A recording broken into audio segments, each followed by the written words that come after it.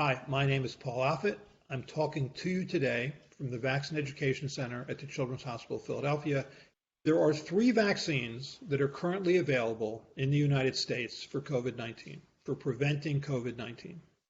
Two of them are mRNA vaccines, meaning messenger RNA vaccines, and one of them, made by Johnson & Johnson, is not. It's a so-called replication defective adenovirus vectored vaccine, a viral vectored vaccine. Now, these vaccines are safe. But there's one thing that has come up that is a very, very rare serious side effect caused by the Johnson & Johnson vaccine, and that is specifically blood clots. It seems to occur, the serious blood clots seem to occur in roughly one person per 500,000 that get the vaccine. The blood clots are serious because they can involve the spleen, they can involve areas of the intestine, and they can involve the brain. The brain one is called cerebral venous sinus thrombosis, and it occurs in about 1 per 500,000 people who get the vaccine. Well, are these blood clots similar to the other blood clots that people can typically get? Because the incidence of blood clotting is actually fairly common. Blood clots in the United States occur in roughly 1 per 1,000 people. Usually they occur in the arms or legs, specifically the leg, so-called deep venous thrombosis. Sometimes those blood clots will break off and lodge in the lungs, called pulmonary embolism, and that all can be quite serious. Usually the risk factors are things like cigarette smoking, birth control pill use. So there are the common blood clots. Then there are the blood clots, these very, very, very rare blood clots that could be caused by the Johnson & Johnson vaccine.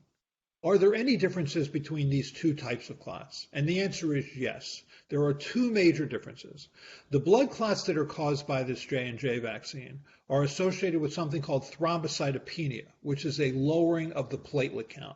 Platelets are those cells in your bloodstream that help the blood to clot. So that's odd. It's odd that you would actually have a lowering of the platelet count, which is usually associated with bleeding, not clotting. But that is true.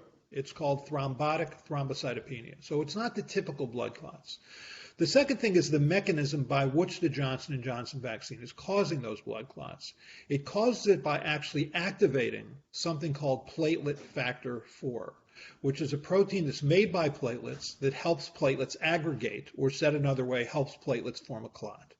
So in the people that have these blood clots, they have two things that normally people who have blood clotting don't have. They have a lowering of the platelet count, and they also have antibodies in their bloodstream directed against platelet factor 4.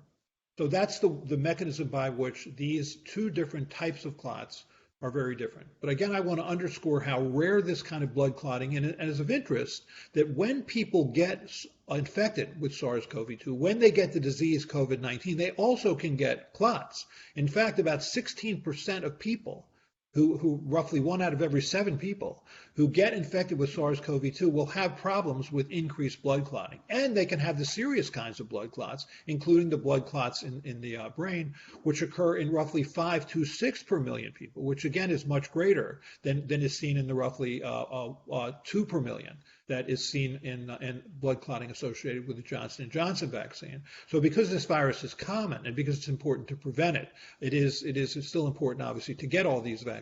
But this rare blood clotting phenomenon associated with the J&J vaccine is likely real and therefore should be looked for.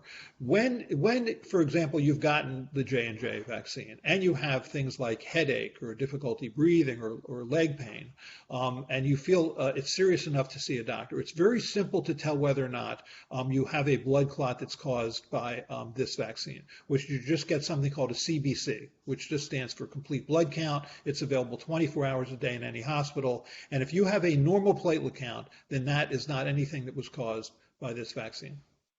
Thank you very much.